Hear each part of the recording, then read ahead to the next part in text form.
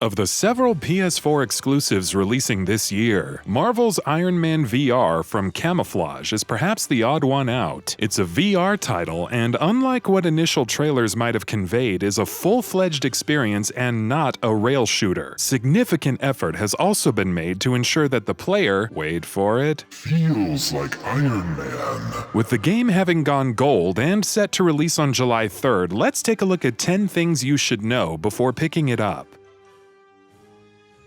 Based on Marvel Comics' Iron Man. Iron Man has been a pretty dominant part of global culture for the past decade or so, especially with the box office success of Marvel's Cinematic Universe. Marvel's Iron Man VR, however, won't have any ties to the movies. It's based on the comic book version of the character, somewhat like Square Enix's upcoming Marvel's Avengers. Which Tony Stark will we be getting, though? The more egotistical, destructive persona from Superior Iron Man? The AI techno ghost? Thankfully, this seems to be the regular old witty and charming Tony Stark that we know and love, and who totally won't betray everyone when the Civil War eventually rolls around. Hopefully. Original story.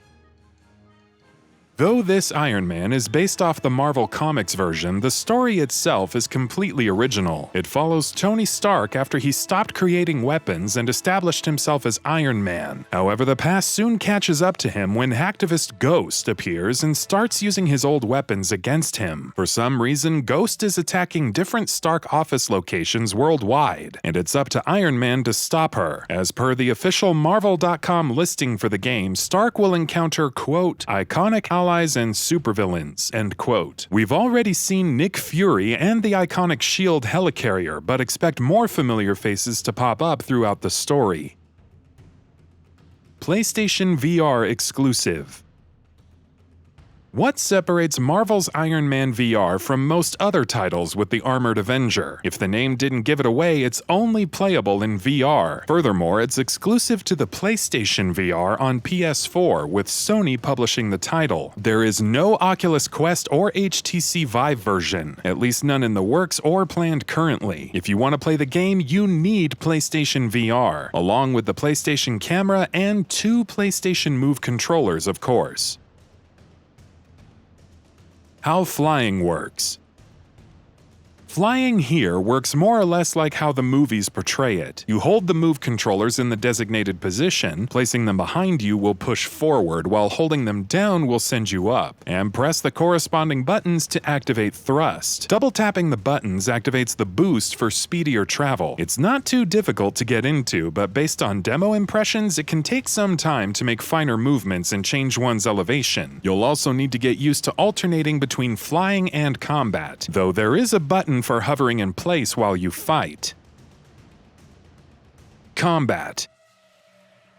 Combat is a lot more straightforward than flying, thankfully. Pressing the move button will fire a blast from Iron Man's repulsors to shoot down foes. You can also simply punch enemies by actually swinging your fist. This will cause Iron Man to move towards the closest foe and hit them with a lock-on melee attack. You can also unleash the Unibeam after it's charged by holding triangle on the left move controller and square on the right move controller. Nothing too crazy or complicated. It's easy enough to get into, and there's enough room to experiment as you fly around, shooting down foes and punching them in the gob. The overall flow of combat has been purposed with VR in mind, so you'll be doing things that Iron Man would actually do, using motion controls as opposed to pressing buttons.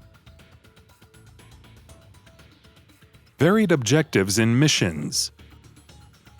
After completing the tutorial mission in the demo, you'll play the first story mission, which takes place in Stark's private jet. Things quickly take a turn, though, as drones suddenly attack. You'll don the Iron Man suit to fight them off, but there's more than just flying and shooting involved. The plane will suffer damage, and you'll need to extinguish its flames. A wing will need to be repaired, which necessitates physically pulling a metal bar off of a flap. The landing gear also needs to be freed, which is done by positioning yourself under the plane and physically pulling open the doors. The mission also ends with Tony flying up to the landing gear and saving Pepper Potts. There's a nice bit of variety, and it should be interesting to see what later missions serve up, especially the one involving an attack on S.H.I.E.L.D.'s helicarrier. Optional missions. Along with main missions, Iron Man VR also offers optional missions like the Flight Challenge and Advanced Combat Challenge seen in the demo. The combat challenges are especially intriguing because they feature larger environments and provide more breadth to the experience, as per game director Ryan Payton in an interview with IGN. They're also useful for unlocking research points, which go into upgrading Stark's suit. New abilities and armor upgrades. Tony Stark's garage is the area for applying upgrades and receiving new abilities courtesy of research points. It can be explored in first-person mode, thus allowing you to get a better look at the Iron Man suit itself. You can upgrade certain elements to go faster, as per Payton, perhaps resulting in faster flight speeds and boosting for longer periods of time, and also upgrade the heads-up display. It's also possible to unlock some new weapons like missiles, which are equipped by moving the controller down during combat. No button remapping, for now. Along with the visual quality, which isn't the sharpest, one worrying thing about the game is button remapping, or at least the lack of it. It's currently not possible to remap buttons in the demo. This wouldn't necessarily be a problem, but Iron Man VR's setup is fairly unique, so if you're used to certain buttons corresponding to certain actions, you'll need some time to adjust. While Camouflaj could patch this on launch day or shortly after, it's still worth trying out the demo to see how intuitive the current control setup is for you. Alternate Iron Man skins.